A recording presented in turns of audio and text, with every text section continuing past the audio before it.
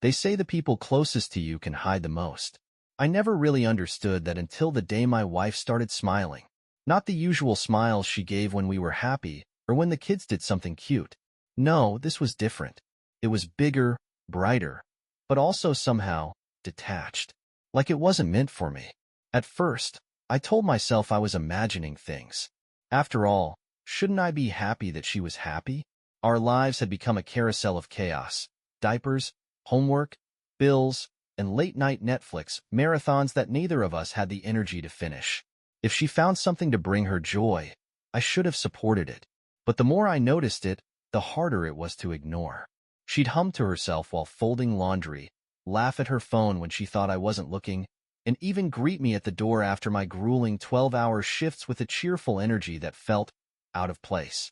One evening, as I collapsed onto the couch, I asked her casually, "What's got you in such a good mood lately?" She looked up from her phone, her smile widening. "Oh, it's nothing. Just feeling good, I guess." Feeling good? My wife, the woman who hadn't had a decent night's sleep in years, was just feeling good out of nowhere? It didn't sit right with me, but I let it slide. For now, it wasn't just the smile that got to me, it was everything that came with it. She started dressing differently, swapping her usual mom gear of yoga pants and oversized sweaters for fitted jeans and flattering tops. She bought new makeup, experimented with hairstyles, and even started wearing perfume again. Trying something new, she'd say when I asked about the changes. On some level, I wanted to believe her. I wanted to trust that these changes were just her way of reclaiming a piece of herself after years of motherhood and routine. But I couldn't shake the feeling that there was more to it. And then there was the phone. She never used to be so glued to it, but now it seemed like an extension of her hand. She'd giggle at texts during dinner, lock the screen the moment I glanced her way, and spend long stretches in the bathroom with it. One night, I worked up the courage to ask, "What's so funny on your phone all the time?" Her reply was casual, almost too casual. "Just a group chat with some friends." You wouldn't get it. You wouldn't get it. The phrase echoed in my head long after the conversation ended. As the weeks went on, the smile stayed. But something else began to change. She started taking longer trips out of the house. Errands, she called them. Grocery runs that should have taken 20 minutes stretched into an hour or more. She'd come back with vague excuses, "The line was so long," or "I bumped into someone from high school and couldn't get away." Her explanations sounded reasonable enough, but the frequency of these errands was starting to feel anything but normal. And then there were the nights she went out alone. She claimed she was meeting up with some moms from the kids' school, a wine night, or some other activity I didn't question too much. At least, not at first. One evening, as she stood in front of the mirror fixing her hair, I couldn't help but ask, "Do you really need to get so dressed up just to hang out with some moms?" She froze for a split second before turning to me with that radiant, detached smile. "Come on, don't be like that. I just want to feel good about myself." Her answer felt rehearsed, like she'd practiced it in front of the same mirror she was standing at. I started lying awake at night, replaying every interaction we'd had over the past few weeks. Was I being paranoid? Or was there something real behind my growing suspicions? One night, I turned over and looked at her sleeping beside me. Her face was peaceful, her breathing slow and steady. She looked like the woman I'd fallen in love with, the mother of my children, the person I had built a life with. But that peaceful image was at odds with the knot of unease tightening in my chest. I couldn't take it anymore. Carefully, I slipped out of bed and grabbed her phone from the nightstand. My hands trembled as I entered her passcode, a combination I'd known for years. Her messages were clean. Her call history was unremarkable. Her social media accounts showed nothing out of the ordinary. But the browser history was empty, completely cleared. My stomach dropped. She never used to clear her browser history. In fact, she didn't seem tech-savvy enough to even think of doing something like that. And then I saw it, the dating app icon, hidden among her fitness and shopping apps, tucked away where she must have thought I wouldn't look. The air left my lungs as I stared at it, my brain struggling to process what it meant. I didn't confront her that night. I couldn't. My mind was too clouded with confusion and disbelief. Instead, I put the phone back where I found it and returned to bed, my thoughts racing. If she was hiding something, I needed proof. Real proof. Not just an app she could claim was a mistake or a prank. I needed to know the truth, no matter how much it hurt. The days that followed were the longest of my life. Every smile she flashed, every excuse she made, every moment she spent on her phone gnawed at me. I needed answers, but I wasn't going to get them by asking her outright. No, if she was hiding something, I needed to find it myself. The first step was the phone. I waited until she was busy in the shower one evening and grabbed it again. My heart raced as I scrolled through her apps, but the dating app I'd seen before was gone. Deleted. It was almost as if she'd known I'd found it, and the thought made my stomach churn. Then I remembered something I'd read online. Apps like that often leave traces even after being deleted. I opened her email, searching for account confirmations or password resets. Sure enough, buried among the usual coupons and PDA newsletters was a registration email from just a few weeks ago. My hands trembled as I stared at it. There was no denying it now. She had signed up for a dating app. My wife, the woman I'd loved for over a decade, had put herself back on the market.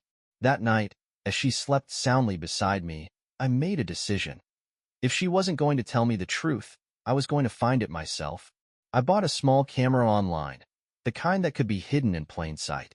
When it arrived a few days later, I placed it discreetly in the living room. If she was sneaking around or bringing someone into our home, I'd catch her.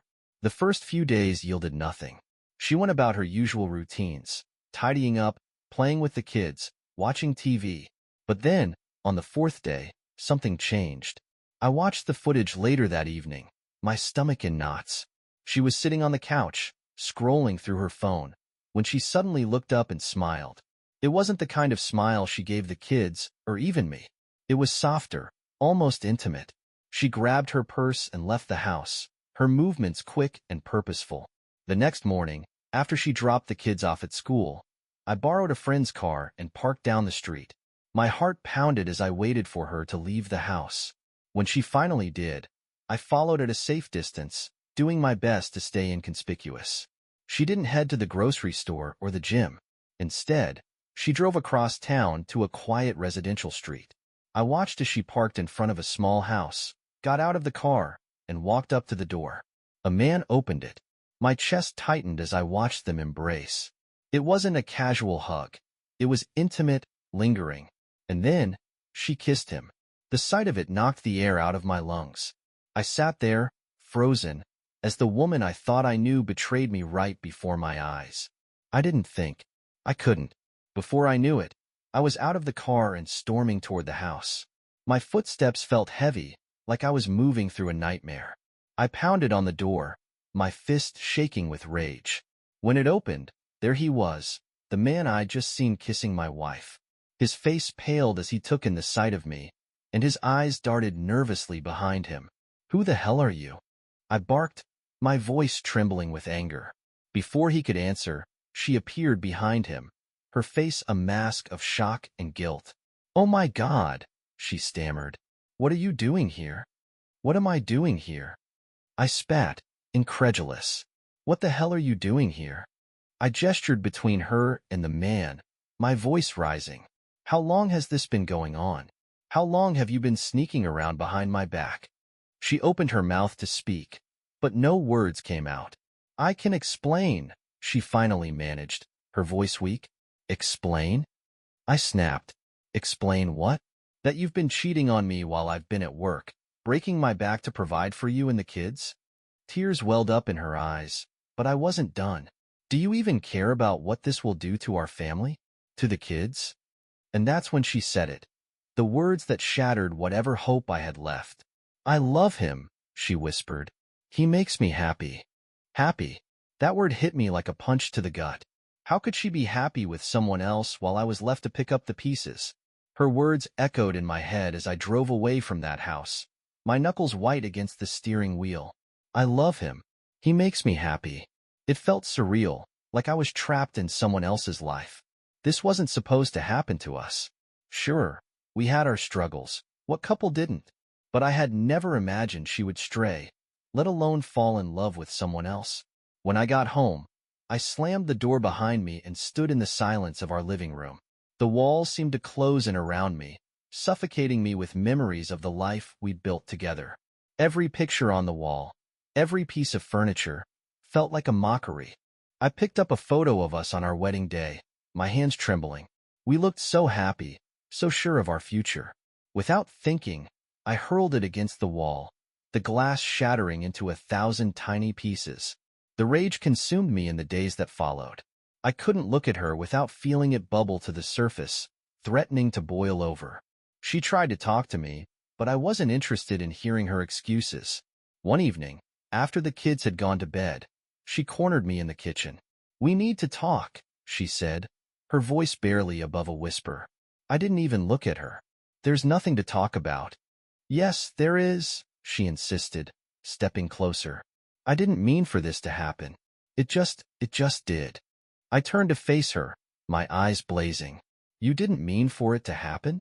I spat. "What? Did you just trip and fall into his arms?" "Spare me the bullshit." Her face crumpled, tears streaming down her cheeks. But I didn't care. Her tears didn't move me. They only made me angrier. "You've destroyed everything," I continued, my voice shaking. "Our marriage, our family. Was he worth it?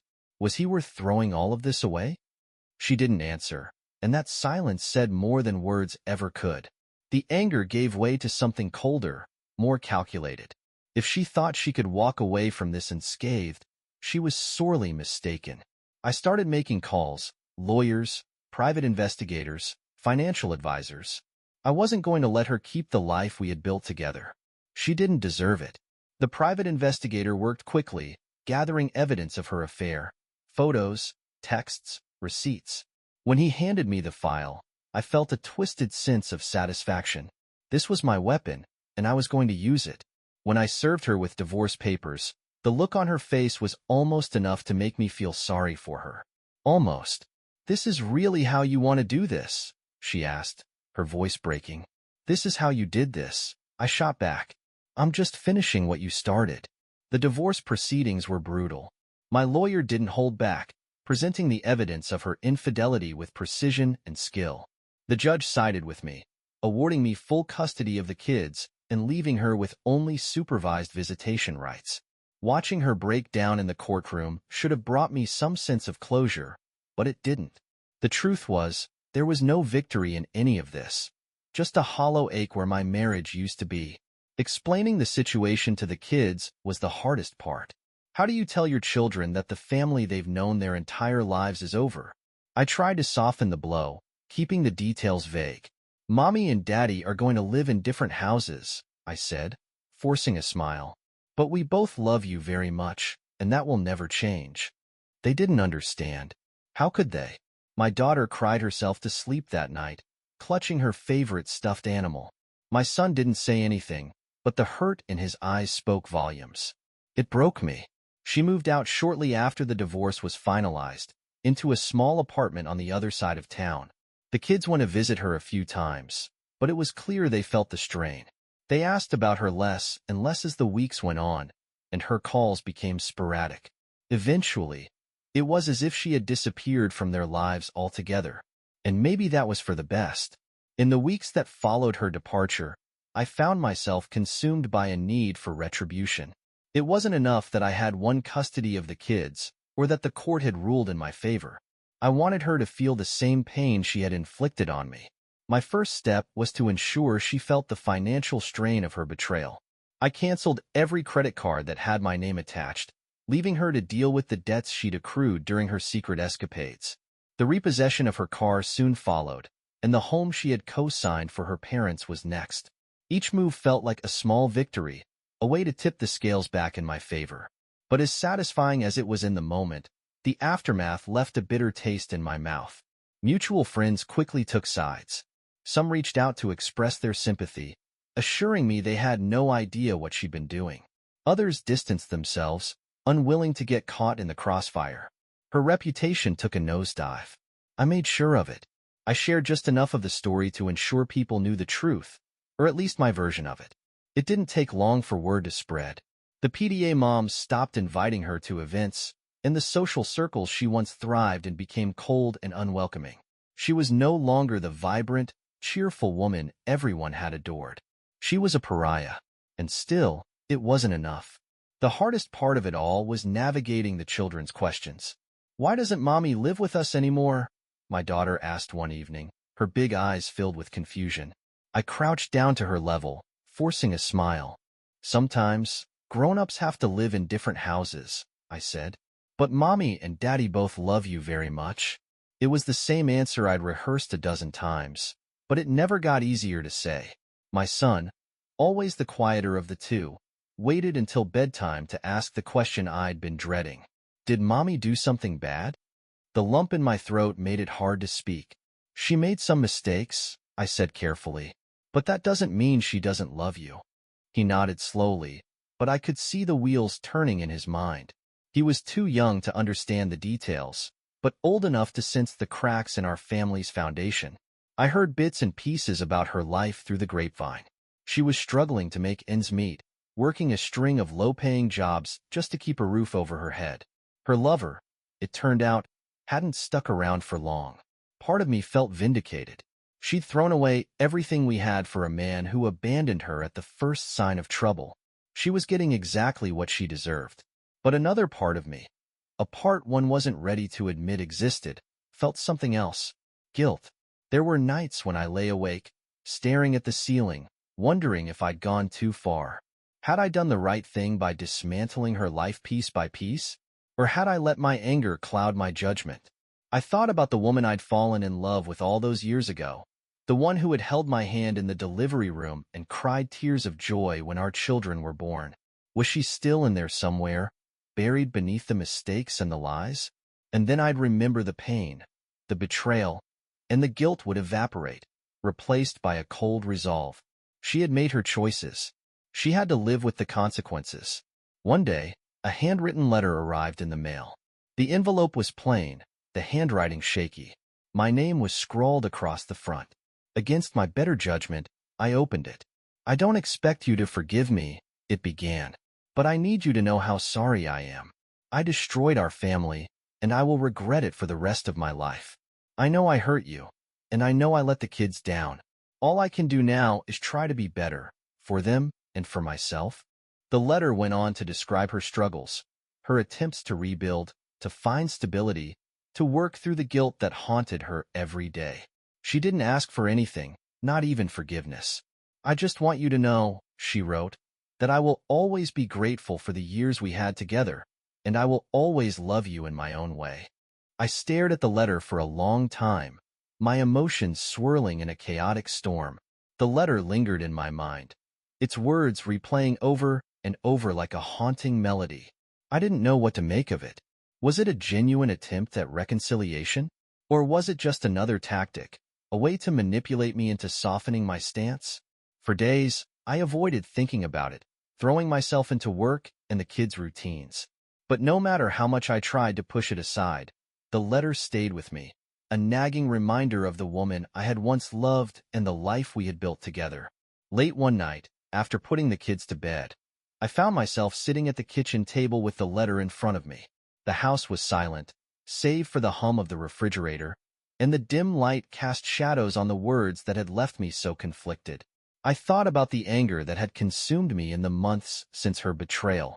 It had been my armor, my shield against the hurt. But now, that anger was beginning to feel more like a prison than a defense. I had one. I had taken the house, the kids, her reputation. She had nothing left. But instead of satisfaction, all I felt was emptiness.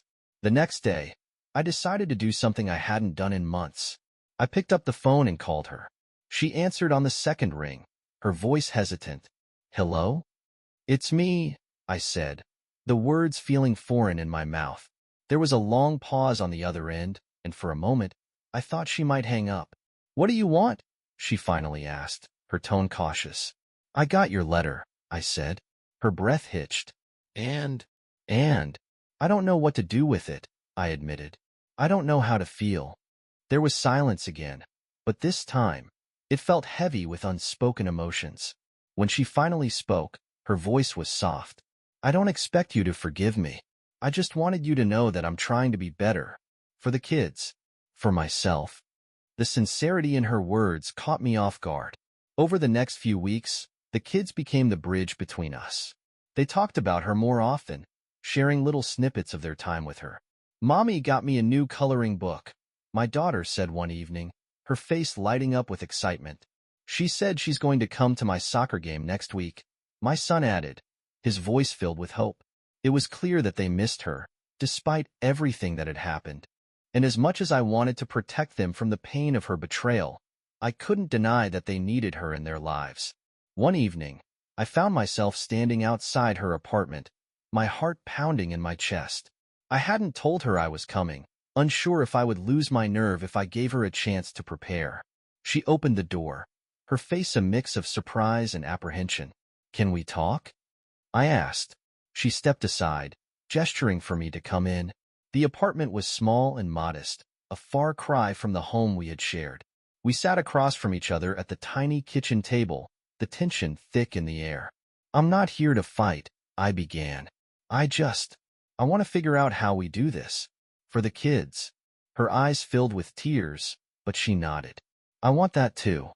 The conversation was difficult, filled with raw emotions and unspoken regrets. But for the first time, it felt like we were on the same page. We talked about co-parenting, about setting boundaries, about how to rebuild trust, not as a couple, but as partners in raising our children. When I left that night, I didn't feel the usual weight of anger or resentment.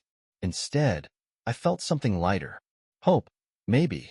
The weeks that followed were tentative, filled with cautious steps toward a new normal. She started attending the kids' events again. Soccer games, school plays, parent-teacher conferences. At first, it was awkward. We didn't speak much, our interactions limited to polite nods and brief updates about the kids. But the kids noticed her presence, and that made all the difference. My son's face lit up when he saw her on the sidelines, and my daughter proudly showed her every piece of art she made. Seeing their joy chipped away at the wall I had built around myself. Despite the progress, I was careful to keep boundaries in place. We didn't discuss the past or the pain it had caused. Our conversations were strictly about the kids and their needs. She respected those boundaries, never pushing for more than I was willing to give. Instead, she focused on proving herself through actions. She was consistent in her visitation schedule, reliable in her commitments, and present in the kids' lives. One day, after she dropped the kids off at my house, she lingered at the door. "Thank you," she said quietly. "For what?" I asked, my voice guarded. "For letting me be part of their lives," she said. "I know I don't deserve it, but I'm grateful." Her words struck a chord in me, though I wasn't ready to acknowledge it. As the months went on, the kids grew more comfortable with the new arrangement. My daughter, ever the peacemaker, started drawing pictures of our family again. This time, they included both of us, though we were always on opposite sides of the page. "Do you think Mommy will ever move back in?" she asked one night, her voice filled with innocent hope. I hesitated, unsure of how to answer. "I don't know, sweetheart," I said finally.